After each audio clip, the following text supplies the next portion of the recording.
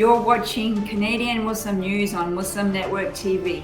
From Toronto, Ontario, I'm Catherine Bullock. Assalamu alaikum and greetings of peace. Today, a conversation with Taha, Ghayyur, Executive Director of Justice for All Canada, about a Canadian Muslim who's been detained in China for over 15 years. First, some news headlines. Canada leverages an international treaty with the US over an oil pipeline. Calgary mayoral candidate sentenced to jail over hate speech. Report finds 330,000 victims of sexual abuse in French Catholic churches. Former Facebook product manager reveals insight into troubling company policies. And now the details. Canada has invoked a 1977 treaty with the United States which guaranteed the uninterrupted transit of light crude oil and natural gas liquids between both countries. The line runs from Wisconsin to Ontario and ships 540,000 barrels of crude oil and refined products a day. Upon worries of oil leaks in the pipe, the state of Michigan demanded Enbridge to close the line. Enbridge refused. The dispute is now in court. The treaty was invoked by Canada with hopes to resume activity on the pipeline. Premier of Ontario Doug Ford expressed support for Ottawa's announcement, citing Line 5 as a good source for well-paying jobs. Environmentalists and Indigenous groups have criticised the government's recourse to treaties to aid the fuel industry, while ignoring Canada's treaties protecting the health and safety of the First Nations. Kevin J. Johnston, a mayoral candidate in Calgary, is sentenced to 18 months in jail for disregarding a court injunction. Earlier this year, Johnston labelled Mohammed Faqih, the owner of Paramount Fine Foods, a terrorist and baby killer, 6 times on media broadcasts and rallies. In 2019, Johnston had received a court order prohibiting him from defaming Faqih. Faqih was granted $2.5 million in damages for defamation. In his ruling this Monday, Ontario Superior Court Justice Frederick Myers says Johnston's words were classic hate speech. Johnston will serve the 18-month sentence in addition to his ongoing punishment. Over the past 70 years, more than 300,000 children were victims of sexual abuse in French Catholic churches. According to Jean-Marc Sauve, president of the Independent Commission, the abuse was covered up for decades in a systematic manner. The head of the French Bishops' Conference asked for forgiveness from the victims. About 80% of the victims were boys, the report says. The Catholic Church was also called upon to compensate the victims, especially considering these cases cannot be prosecuted in the French court. Former Facebook product manager and whistleblower Frances Haugen testified Tuesday at a Senate subcommittee hearing on protecting children online. In a recent Wall Street Journal investigation, Haugen revealed troubling insights into how Instagram affects teenagers, how it handles children, and other consumer protection matters related to Facebook. Haugen claims Facebook prematurely turned off safeguards designed to thwart misinformation in a money-making move. She says this contributed to the January 6 attack on the US Capitol. CEO and Chairman Zuckerberg has majority voting control over the board. Haugen said this makes him unusually powerful within Silicon Valley and said that there is no one currently holding Mark accountable but himself. And now a conversation with Taha Ghayyur, Executive Director of Justice for All Canada, about a Canadian Muslim detained in Chinese prison for the last 15 years. With us today, Taha Ghayyur, Executive Director of Justice for All Canada, to talk about the continued detention of Canadian Uyghur Huseiyn Celil in China. Welcome to the show, Taha. Assalamu alaikum. Wa alaikum salam. Thank you for having me on the show again. You're our first repeat guest, and considering the work you do, I'm sure you'll be back many times. Inshallah. So last week, what are called the two Michaels were released from China after being held on so-called espionage charges. They were Canadian citizens picked up in various parts of Southeast Asia, held there for almost 3 years, and released in what seems to be some kind of hostage swap with the release of Meng Wanzhou of Huawei from Canada, although China, of course, is denying that connection. What seems to be the story that's missing in all of this is the story of Huseiyn Celil, held there since 2006, I believe. So we would like you to share with us the story of Huseiyn Celil.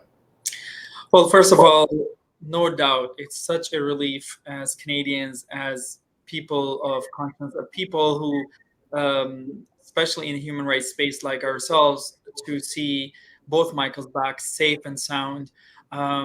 Unfortunately, someone who was not on that plane was, of course, Huseiyn Celil as well, who should have been on that plane. It's been 15 years, unlike these two individuals, and of course, no tragedy should ever be compared. But it's been 15 years that Huseiyn Celil has been languishing in the prisons in China.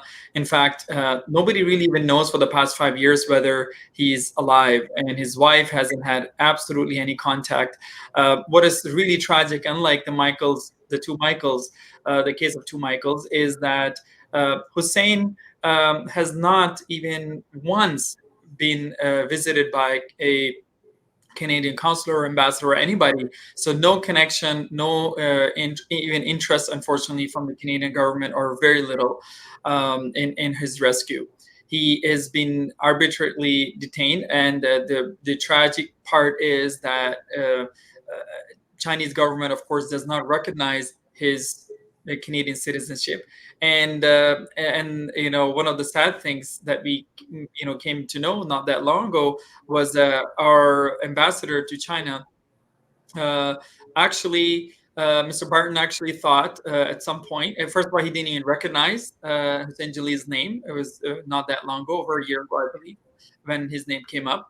And another diplomat actually claimed that he had dual citizenship, which is absolutely not true. So yes, since 2006, he has been detained when he went to Uzbekistan to visit his in-laws, trying to actually free some of his other family members at that time. And unfortunately, after he got his Canadian citizenship, a year after that, when he visited Uzbekistan, that is when he was detained by the Uzbek police. And We unfortunately, know how he came to be in Canada. That was something that I wasn't able to find too much information about.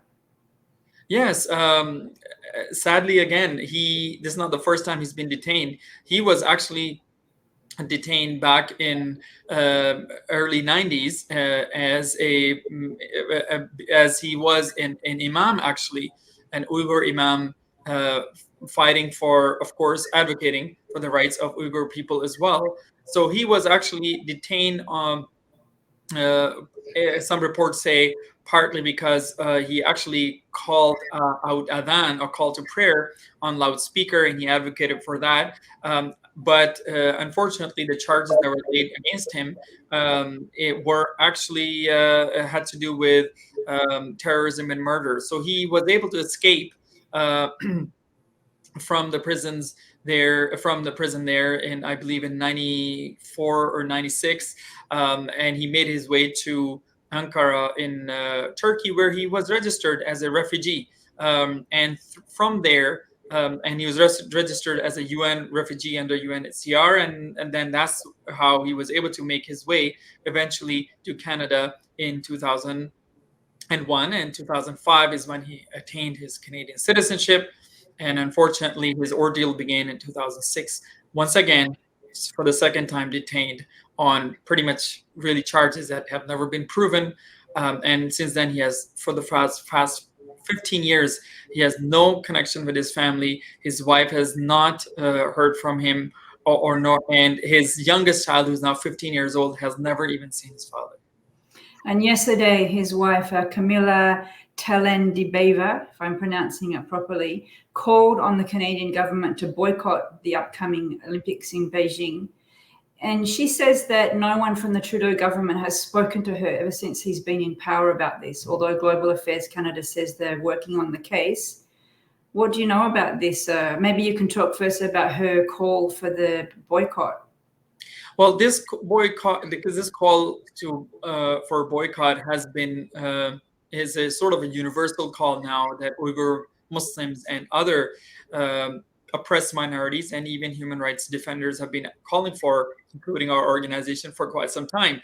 And this is to protest, of course, the human rights abuses, ongoing human rights abuses of the Chinese government against the almost 11 million Uyghur Muslims in China who are being repressed, out of which almost it is said 1 to 3 million are in detention camps, but also other human rights abuses, as we are aware of, involving, of course, the whole saga in Hong Kong and Tibetans, and the list can go on.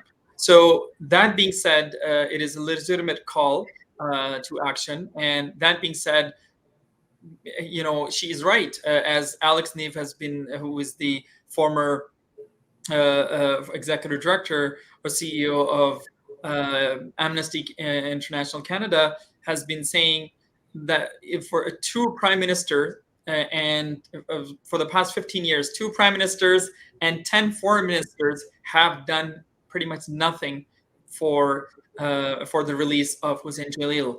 And in particular, the Trudeau government for all these years has basically done nothing. As Harun Siddiqui recently pointed out in an op-ed, Huseiyn Celil is really at the bottom of the Canadian totem pole at this point, and it's just not simply a priority. And her biggest ask, as you know, now is that the Canadian, unlike previous prime ministers, including Stephen Harper and especially foreign ministers in the past under conservative government, Liberal Party leaders and foreign ministers have never connected with her. And her biggest ask right now is that she wants to meet the prime minister. She wants to meet the prime minister of Canada. She wants an envoy, special envoy, to be established for the release of Huseiyn Celil and make it a priority, just like we did for Michael's. Why double standards? Why not pay attention to another high-profile Canadian case who happens to be a human rights defender, who happens to be an Uyghur Muslim, and who happened to be an imam in the past? Why we are not listening to this such a critical call to action? As far as I know, there's a book now in the works about the story of the two Michaels with a very long and fancy title, which I'm going to read. The Two Michaels, Innocent Canadian Captured and High-Stakes Espionage in the US-China Cyber War. And there's a quip from Madeleine Albright on the top, a gripping human drama. So do you put it down to this attention on the two Michaels? Of course, as you said, we should always be grateful for anyone who's been released, and they've been through a terrible ordeal. May God help them in their recovery. Do we put this down to a double standard, you said, because the two Michaels weren't Muslim and Huseiyn Celil is, or are there other factors involved? The two Michaels were related to this case of technology, of relations with the US. Do you think that those are relevant, or how do you kind of explain this neglect? Well, at the end, it comes down to politics. The political stakes were high; they were released. Moreover, the public opinion cost was high, and they were released. That's exactly what it comes down to. In fact, Prime Minister, Justin Trudeau himself said that and admitted that when he was asked this question about the release of two Michaels, and he actually stated that the public opinion, partly because public opinion was behind the two Michaels, and basically they had to do something about it, essentially, and that's which is why Camilla is rightly so very, very, of course, saddened and upset, just because we do not necessarily have the same level of public opinion behind her, behind Hussein Celil yet, doesn't mean that his life is not, the same value. Shouldn't be that way. And as FYI, I mean, I'm sure a lot of Canadians are not aware. There are about 115 other Canadian lives at stake, 4 of whom are actually have been given death penalty in China. So that being said, there's a lot at stake here, and we need to really ask ourselves why we have such double standards, and why our human rights policies are so inconsistent, and why is a consistent rights-based policy integrated in all aspects of Canadian government's relations and decision making, including foreign policy, including trade, and any other deals that are made on any case or issue out there. So that being said, Hussein, remember, is of course is a Muslim. He happens to be of an Uyghur minority that sadly nobody cares about. And so strategically really is not of much value to a lot of people. And moreover, he's not white. And of course, that privilege that comes with being a white person, of course, plays a role in such negotiations, as at least this is what is the message that we are getting as Canadians. Well, thank you for coming on the show and shedding light and bringing the spotlight to this neglected human rights advocate who's in prison in China, and we will pray that he is released as soon as possible. Thank you to Ghayyur, Executive Director of Justice for All Canada. You're welcome. Thank you. That's it from us. You've been watching Canadian Muslim News on Muslim Network TV. Stay safe. God bless. Tune in for next episode.